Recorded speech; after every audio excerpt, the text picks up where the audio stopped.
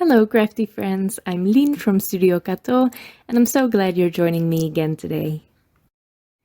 I'm making a super clean and simple card today, using a fun emboss technique and some adorable images by Streamside Studios, which I'm starting with right now. I'm coloring in these images with my alcohol markers. I use Pro markers for the skin, and then I'll be using Twinmarkers, Décotime Twinmarkers, for everything else. Now I don't have the best color range in these markers, so I'll be using some colored pencils later on to add some more depth and shading to my coloring. I thought it would be fun to give this little mermaid some pink hair, so that's what I'm doing.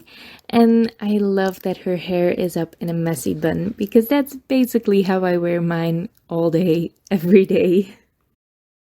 I always color from dark to light with these alcohol markers because that's how I find them easiest to blend. If you have some trouble blending your alcohol markers, I recommend you overlap your entire darker shade with your medium shade and then overlap everything with your lightest shade. This will give you the smoothest blend, but you might lose some depth, so you might want to add a second layer. So make sure your paper can handle that. The paper I printed these images onto is Clairefontaine DCP 250 GSM cardstock, and this is not crafting paper. This is just paper for laser printers, but I tested it once and it worked perfectly for my alcohol markers and for ink blending, so it's a cheap alternative that I found that works for me. I recommend you look around for some smooth cardstock to try. You might be able to go into a printer shop and ask some samples. But yeah, you don't always have to go for the most expensive paper out there. I'm also coloring in this little seahorse, but I guess he's a sea unicorn, and I'm coloring that in gold tints. I matched the bow in the mermaid's hair with this, so it'll all be a little bit more cohesive. And once I'm done putting down a base layer of alcohol markers, I will go in with some colored pencils for the mermaid to add some more depth. I thought the seahorse turned out fine just with the markers, so I didn't add anything to that with colored pencils. I'm using my Faber-Castell Polychromos pencils, and I'm only using a couple of pencils for this. It's only to add the darkest tone to all my coloring, to add some shading, so I don't need 100 pencils to add to this. This paper, any paper that works well for alcohol markers, that is smooth and all the nice things, won't be great for colored pencils. So it might take some practice to work with that. But you can do it. You just can't do much layering of your pencils on top of smooth cardstock. So instead, it's best to do things with light pressure. If you want to color an entire image with colored pencils, you might want to start out with very light pressure and build on top of that. But I knew I just wanted to add some shading, so I started out with a lot of pressure for the areas I want darkest, and then lightened it up as I went to the lighter areas. And once I'm done, I will fussy cut these out and move on to the background. I used a thick white cardstock panel and I dry embossed that with a die. Just follow the instructions on your die cutting machine. You should have some rubber embossing mat or something with your machine, or you can buy it separately. And if you use that, you will emboss the image or the outlines of your die, or the pattern in this case of your die, on top of the paper instead of cutting through it.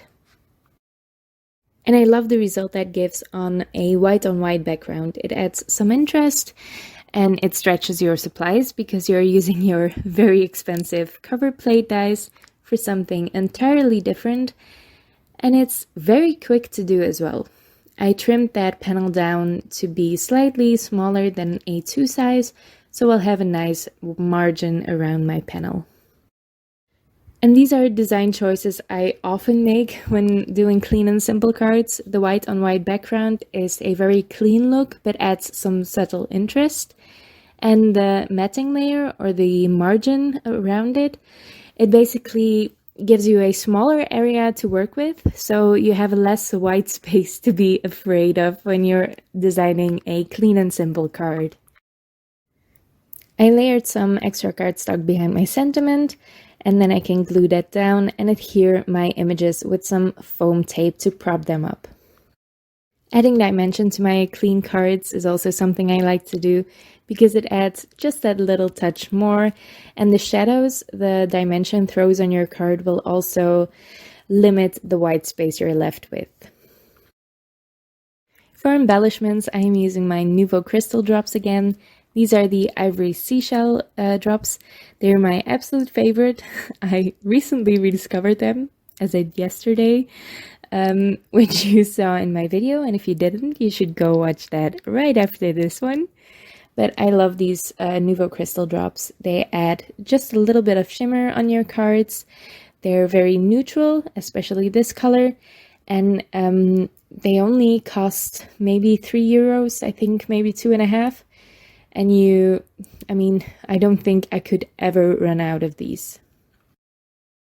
I'm adding some details with white gel pen, and for the hair I want to keep them subtle, so as soon as I put them on, I dab them a little bit away with my finger, so you just get a little sliver of white instead of the stark white that you would normally get with gel pen. And that finishes up the card. Very clean, very simple, but with a lot of subtle interest to it. For my envelope, I am also keeping things simple. This is some quite thin blue paper, and because it's so thin, it doesn't punch very well. I'm not sure if that's just my punch board, but I find that the thicker the cardstock, the better it punches. So anything that doesn't punch through great, I will just trim away with my scissors afterwards, and then I can assemble this envelope.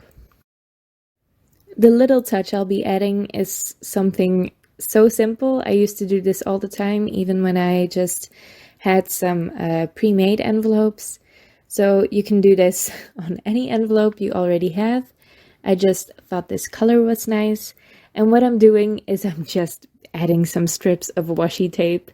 I almost didn't include this in this video because it's so simple. You could also add some strips of patterned paper, but what I'm doing is I'm using a larger pattern, the little scallops there, a small pattern with the dots, and then I'm using some silvery shiny washi tape. And that's it, all very, very easy, but I love the result of this card. I hope you like it too. If you did, make sure to leave a thumbs up to this video and leave your thoughts in the comments below. I would love to read them. Don't forget to subscribe to my channel if you want to see more of my videos. You can also check out my Instagram. I will link it in the description box below, and you will find even more inspiration on there. Thank you so much for watching, and I'll see you next time.